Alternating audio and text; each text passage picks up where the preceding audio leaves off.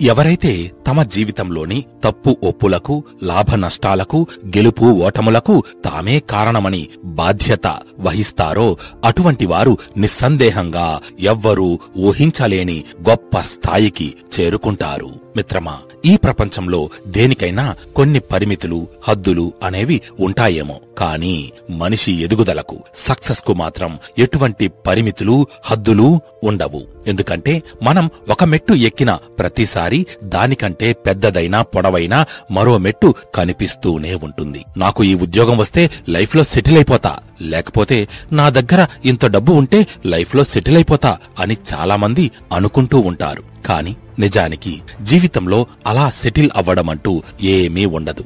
మెరుగవ్వడం మాత్రమే ఉంటుంది. ప్రపంచంలో కంతటికి ధనవంతుడిగా పేరు పొందిన తరువాత కూడా బిల్ గేట్స్ సెటిల్ అయిపోయానని పనిచెయ్యడం మానలేదు. టాటాలు, బిర్లాలు సైతం ఇప్పటి వరకు సాధించింది, సంపాదించినది చాలులే అనుకుని తమ వ్యాపారాలను నిర్లక్ష్యం చెయ్యలేదు.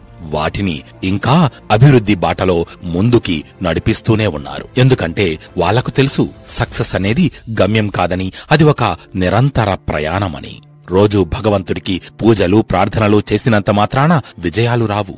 వాటికి తోడుగా నిరంతరం తపనతో ఇష్టపడి పనిచేస్తేనే విజయాలు సిద్ధిస్తాయి. కమలం బురదగుంట నుండి ఉద్భవిస్తుంది, అయినా దాని విలువ తరగదు. మట్టి నుండే ధాన్యం వస్తుంది, అయినా దానిని ఎవరూ నిరాకరించలేరు. దీనిని బట్టే తెలుస్తుంది కదా, మనం ఎక్కడి నుండి వచ్చామన్నది ముఖ్యం కాదు, మనలో ఎంత ప్రతిభ దాగి ఉంది, నైపుణ్యం ఉంది అన్న దానిలోనే లోకం మనకు ఇచ్చే విలువ ఆధారపడి ఉంటుంది. నైపుణ్యం ఎక్కడ ఉన్నా వెతికి పట్టుకోవాలి. మనకు అనుకూలంగా ఉపయోగించుకొని విజయాలు సాధించాలి. నైపుణ్యం గల వ్యక్తులను సక్రమంగా వినియోగించుకోవడం ద్వారానే విజేతలు నేడు ఆ స్థానాలను చేరుకోగలిగారు.